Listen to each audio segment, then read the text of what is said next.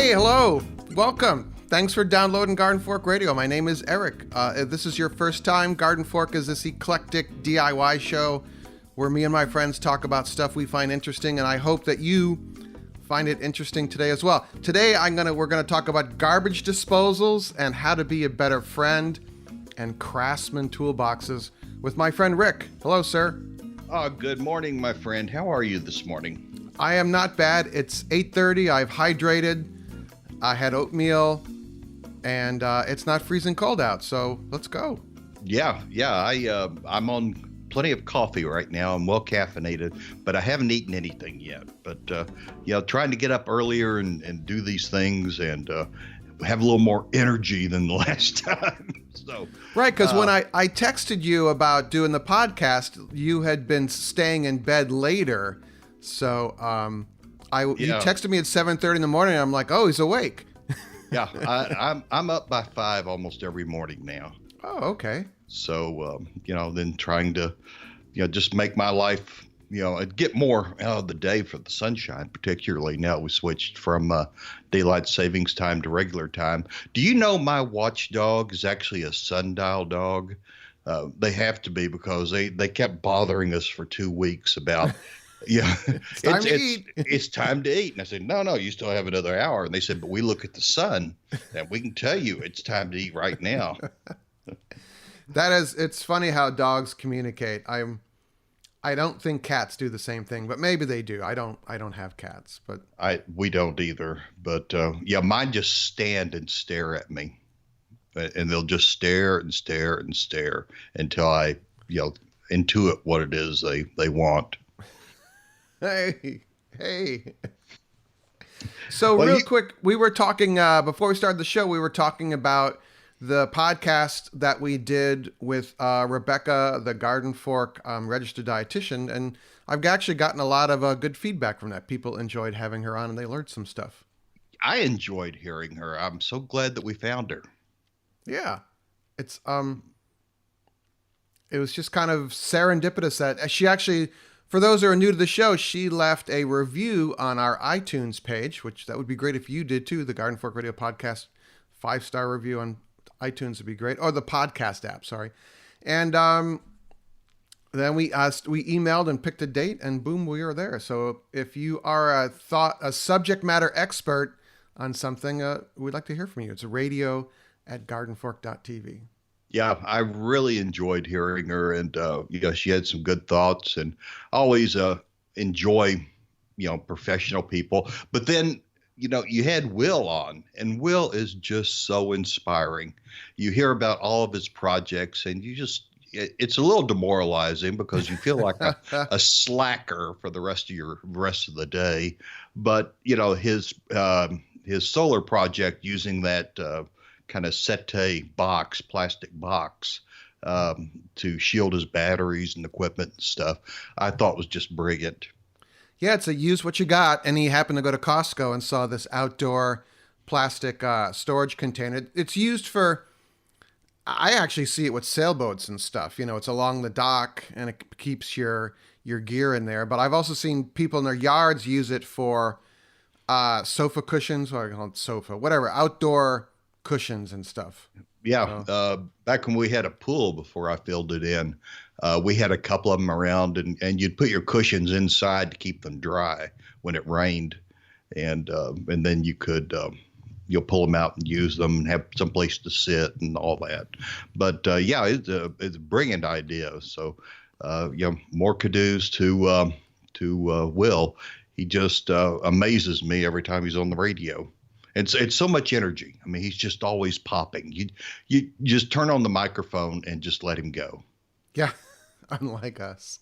It was interesting that Rebecca says, you were telling her, well, it took us a long time to get to this point. And it really did. I mean, when we first started doing this, however many years ago, you spent we would spend 30 minutes talking and you'd spend 2 hours editing out my sailor talk. And we've learned over time to do a pretty clean podcast now. So, yes, thank you, Rick. Well, I'm trainable still, I think. Yeah. So I have an iPhone and I use the Firefox web browser, not the Hmm. Safari, not the built-in Safari browser, because the Firefox one you can put up some walls to all the trackers and stuff that are tracking you across the internet.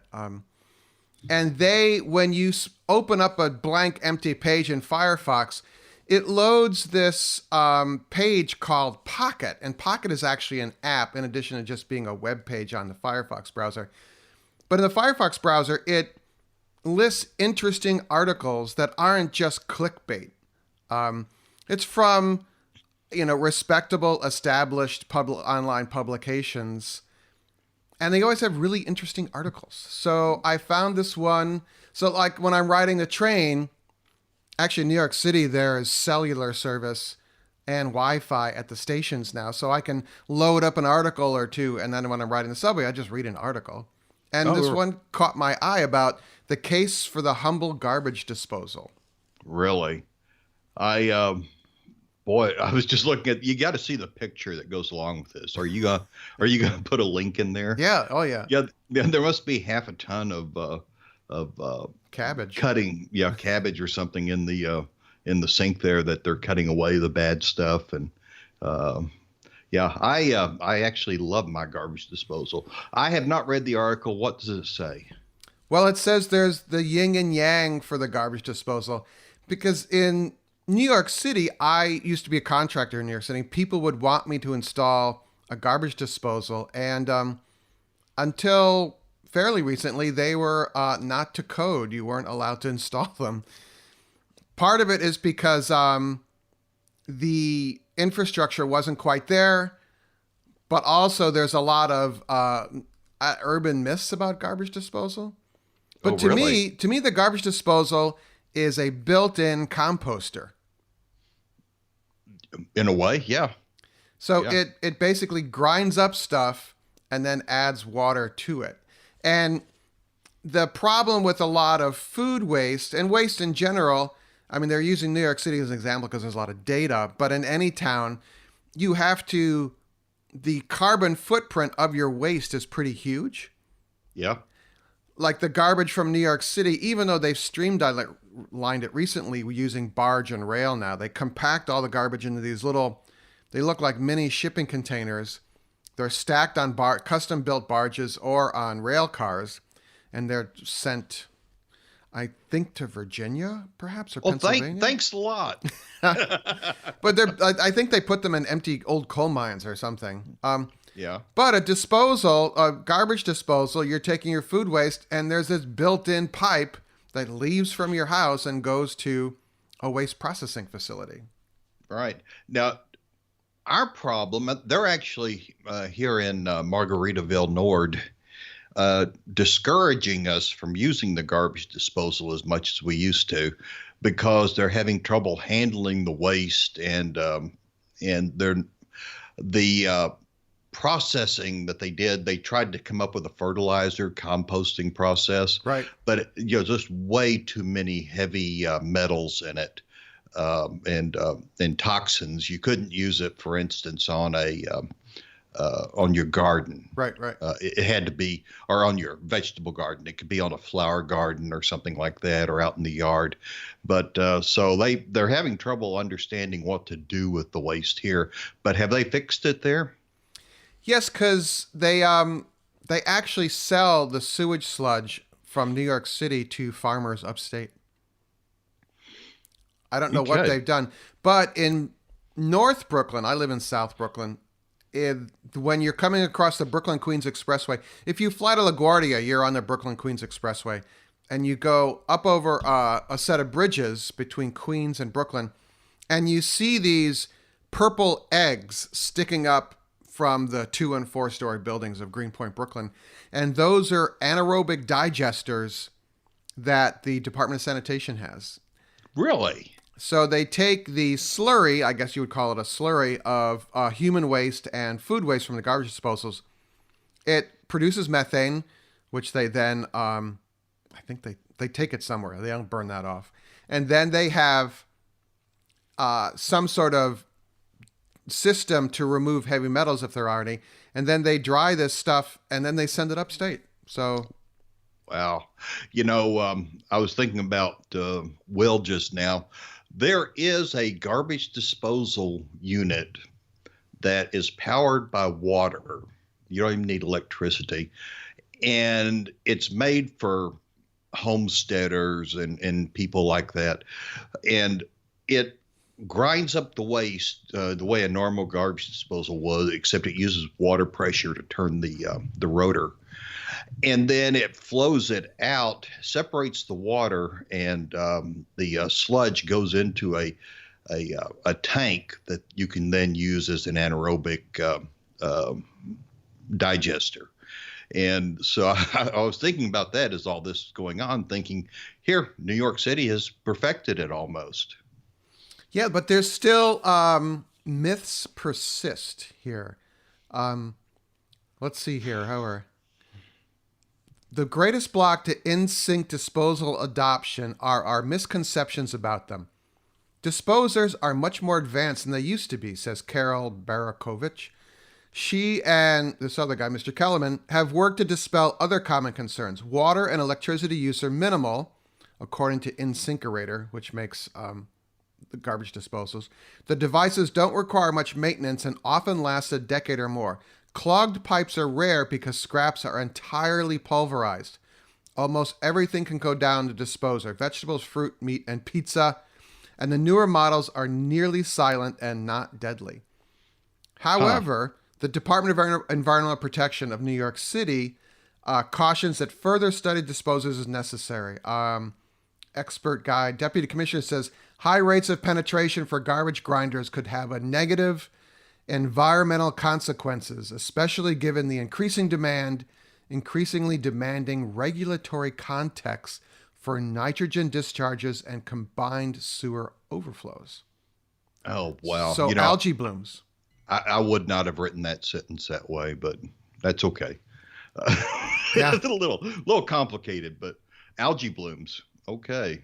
That was a run-on sentence, perhaps. Yeah, a little tough there.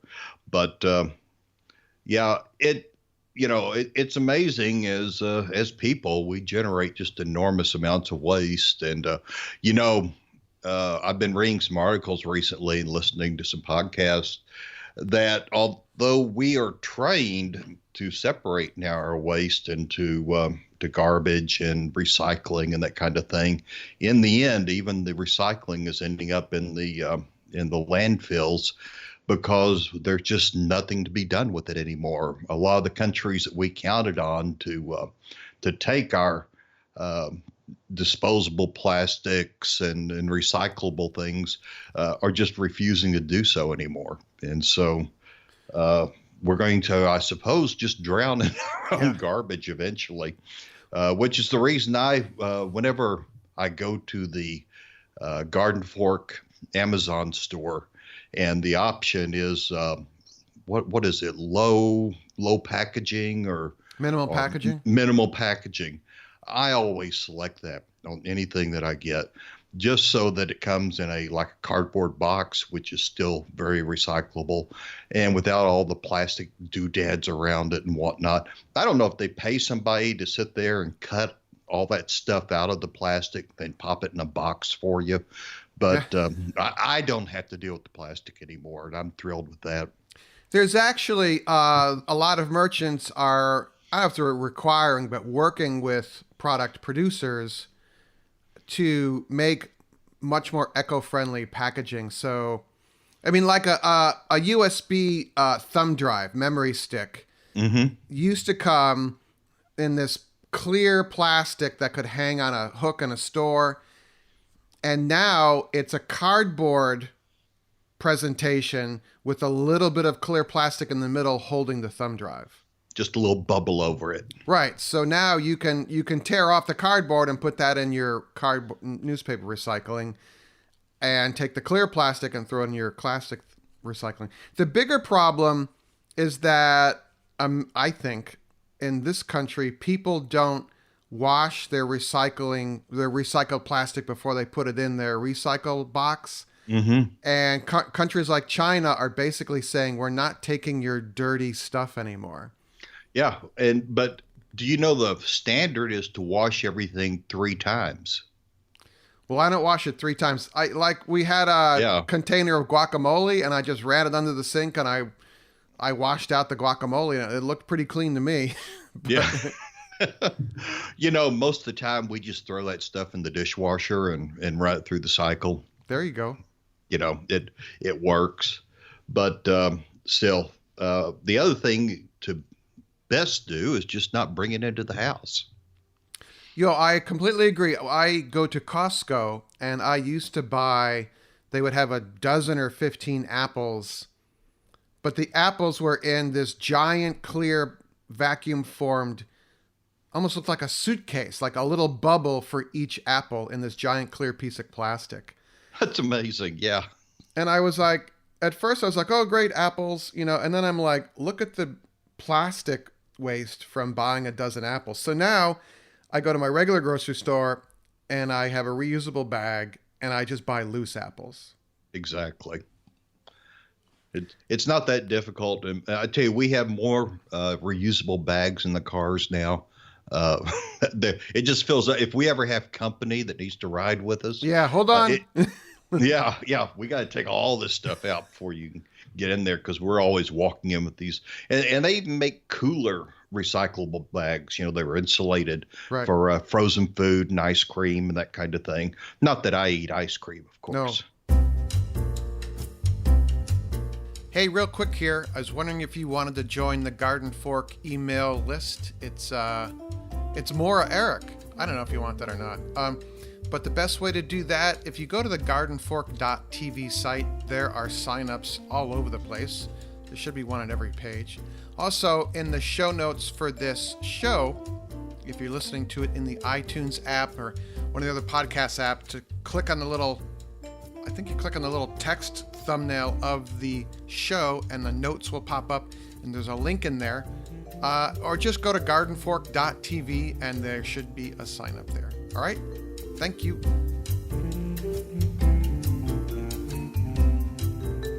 I wanted to ask you a question. Okay. Yeah. How can I be a better friend? Rick, you are a great friend. Well, I was reading this New York Times article that you'd sent over, and it seems like a lot of people miss out on a lot of the details of how to be a better friend or even a friend at all. There's a part of the New York Times called a column called, or a series called Smarter Living. And please don't roll your eyes to the New York Times. They are just as aggressive about going after Democrats as they are Republicans. You may think that they're super liberal, but I know some of the people there and they are not. But they have a great food section, cooking and stuff. And actually Kenji Lopez Alt now writes for them. Oh, really? Yeah, the cook. Yeah. He wrote the Food Lab book. But anyway, how to be a better friend, I think is really important. I'm getting older and some of my friends are starting to die now. And I've realized it is harder to make new friends as I get older.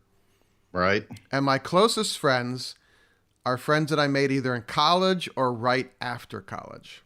Mm-hmm. And I still have some of those friends. So, but there's a whole article here about how to be a better friend. We lucked out in a lot of ways, the military, because you run across people all the time and over and over again. We have a group of about 5 families that all live within maybe 3 or 4 blocks of us that we have chased around the world many times, from assignment to assignment and, from hospital to hospital. And we get together. In fact, just last night, we all went out and had dinner together. And it's just, we're all getting older. I'm 67 next birthday.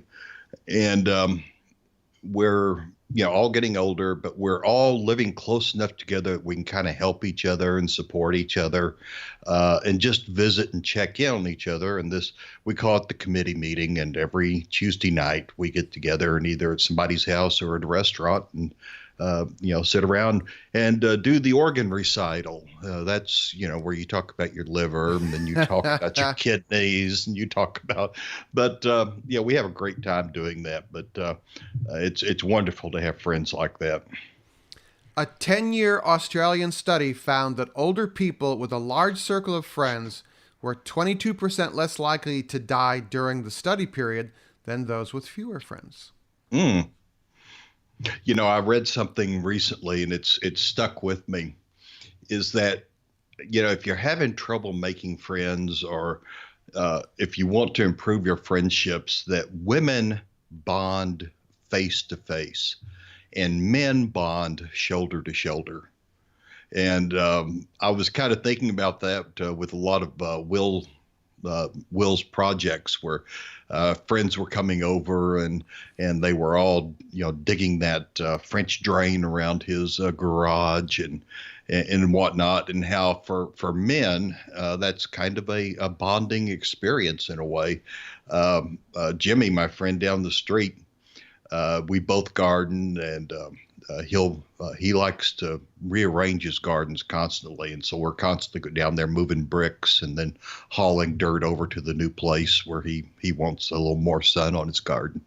But that's things that we do shoulder to shoulder. Sometimes we don't talk at all, hardly. We're just working, but in a way, it's still kind of a bonding process. Yeah, it's like my. I don't know if the word is transactional with some of my friends. Like, I have a friend who bought a cabin deep in the woods up near my house, and it's going to keep us busy for 10 years. And we don't really go, oh, how are you feeling? I'm like, did you order the pieces for the chimney? Right. But through that, you might say, oh, yeah, my knees hurt.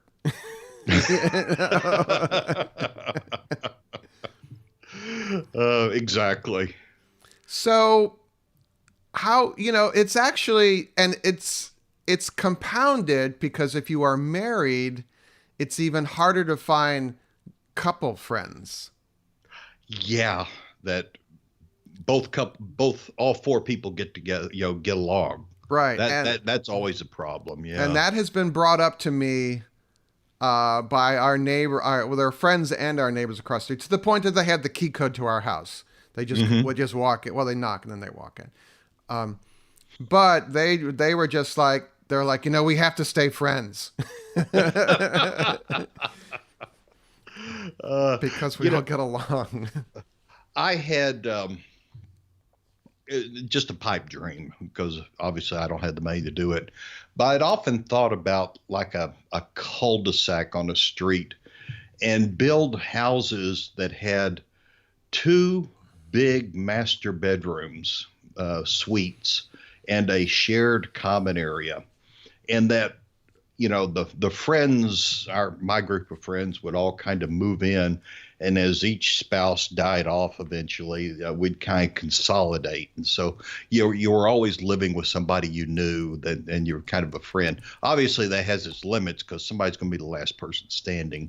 But yeah, it was a way of aging in place and helping each other out until you couldn't do it anymore, because we struggled a lot with that with my parents, my in-laws. They just didn't have any support around them. They could have lived independently much longer than they did. It's just that there was no family in town. They didn't really have friends that could help them that much.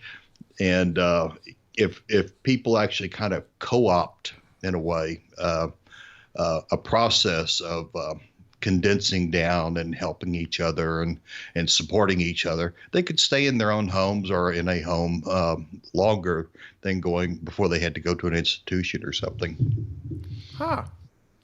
In New York City, there's a program run through the city to match up older adults, older adults that are living in a larger home, an apartment or a home, with young people that are in New York, come for a job or something, and the younger person lives in the older person's home, and they pay some rent, but they also agree to help the older person either with shopping or cooking or getting to the store or a doctor's appointment or something like that. And it works out really well. So they get a drastically reduced rent, and the older person has a built-in friend. It works out well. Yeah, companion. We have, I think, two in my area. They were apartment buildings, and two groups bought them and made them into condos for older folks.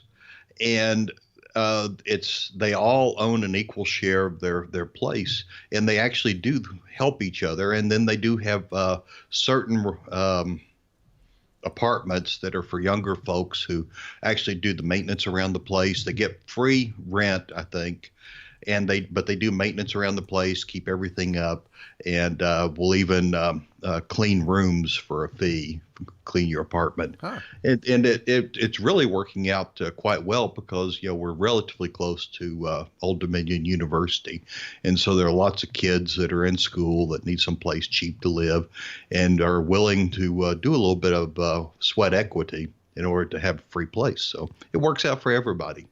There's a running theme through the article, and I'll link to it in our show notes here, but in most studies, proximity was not a factor in the benefits of friendship. So if you have a good friend and they're 100 miles away, but you talk on the phone or you Skype or FaceTime or something, it's the same as having a friend next door. Wow. Now, that's interesting. Yeah. Although, I do consider people that I have never met, like our good friend Tony, the Garden Fork scientist. Yeah. I've never met Tony. We came close once. He was in town, and we just couldn't get the schedule worked out. Right. But still, I consider Tony a friend, and we Skype back and forth. We talk all the time. We email back and forth. Deal on Facebook a little bit, that kind of thing. Just keeping up with each other, and it's always a fun thing to do. Well, I'll link to the article. It's the benefits of friendship, how to make friendships last, how to listen, and finally how to argue with your friends. A tough thing right now in the world.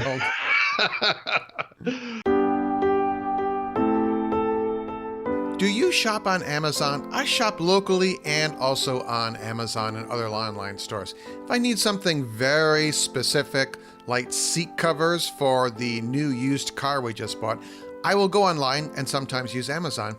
And Garden Fork happens to have a dedicated shopping page on the Amazon site now, which is very cool. It is an affiliate linked page. We do get a finder's fee for anything that you buy when you start shopping from that page.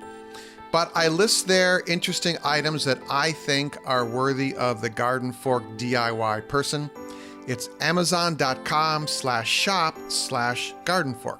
If you would start your Amazon shopping experience, no matter what you're looking for on Amazon, start it at Garden Fork, and that would be great. It's amazon.com/shop/gardenfork. That's amazon.com/shop/gardenfork.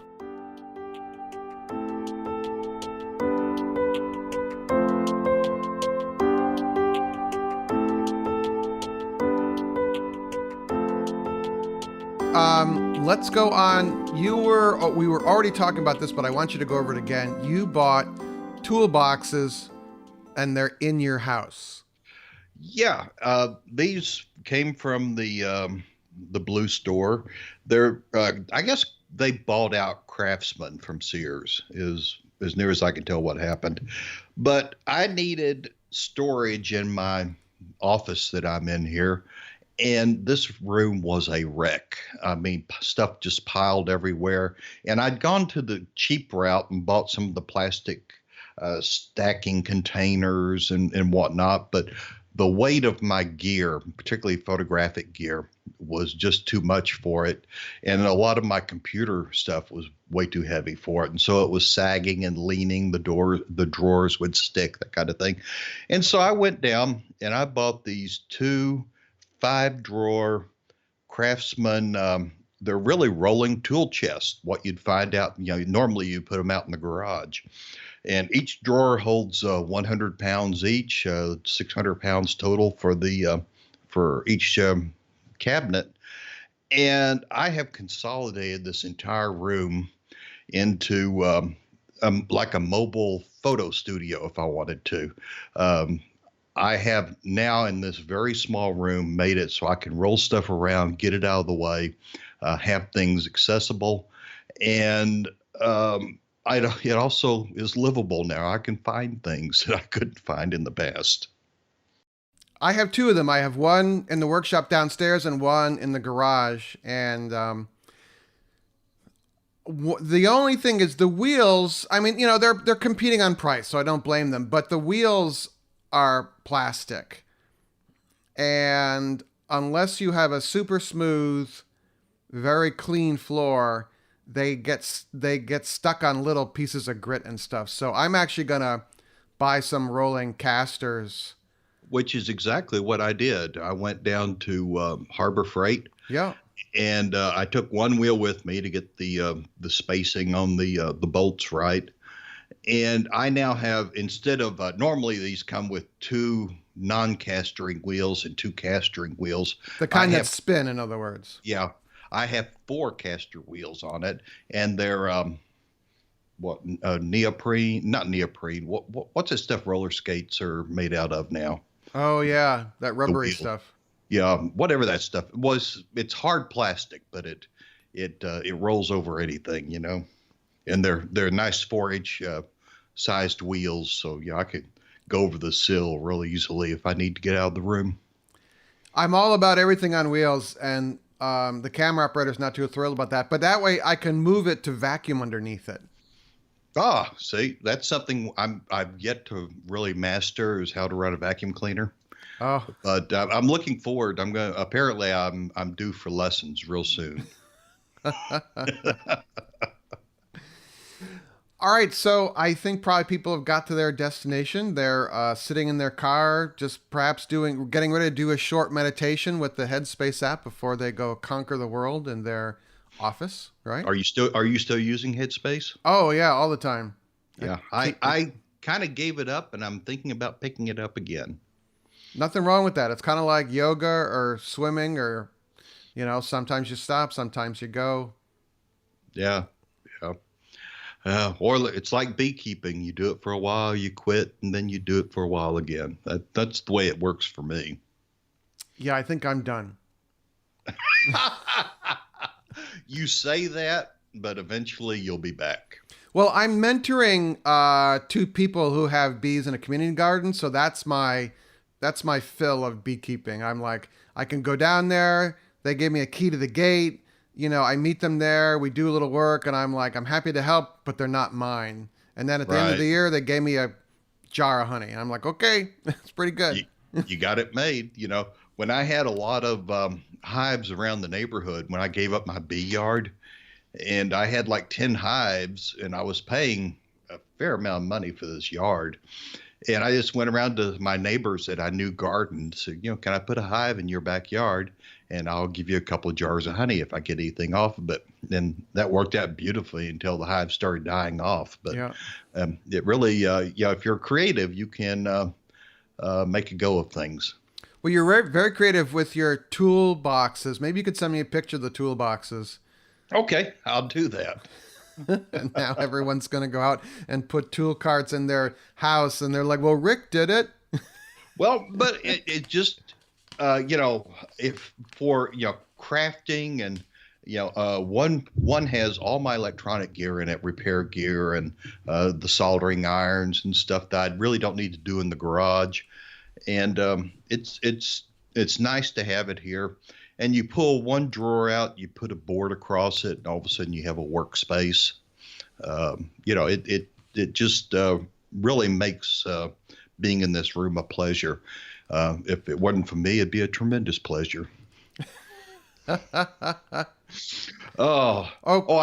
did want to tell you that I've been investing in beef stock and in chicken stock. and I hope someday to be a billionaire. Thank you. That's my joke. It's the only joke I know. All right, real quick. Reviews are a huge deal for us because that surfaces Garden Fork Radio to new people when they go searching on iTunes for things to listen to. We get recommended.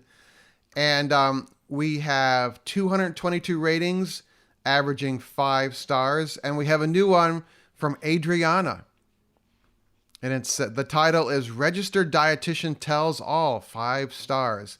Oh, wow. Really enjoyed listening to Rebecca talk about all things nutrition. Learned something new about the different strains of yogurt and their benefit to our gut health. So good. Thank you, Garden Fork Radio, for sharing so many interesting things and informative topics. Wow. Isn't that nice? What was the name? Ariana? Adriana. Adriana. Okay. I hope we're saying that right. Yeah. But, one of the things I did learn is about the importance of what was it that she called the prebiotic prebiotics, and having roughage for the good bacteria to grow on. Yes. And so it makes me feel good every time I stop by the supermarket. If I'm really hungry, I'll buy one of those little vegetable trays that has a little tiny, container of dip in it. Yeah. And I'll eat that instead of stopping at fast food place or something. And that's helping my microbiome. I had no idea. Yeah. Vegetable fiber, you can get it many different ways. Eat more fiber. How's that for a mantra? All right, so radio@gardenfork.tv. Always like to hear from you guys. It's a lot of fun to do this. So go out and do cool stuff. All right? Make it a great day. Garden Fork Radio's executive producer is Jimmy Goots. You can find more information about Jimmy and the custom hollow books he makes at hollowbooks.com. Our theme music is used under license from uniquetracks.com. Other music used in the show is used under license from audioblocks.com.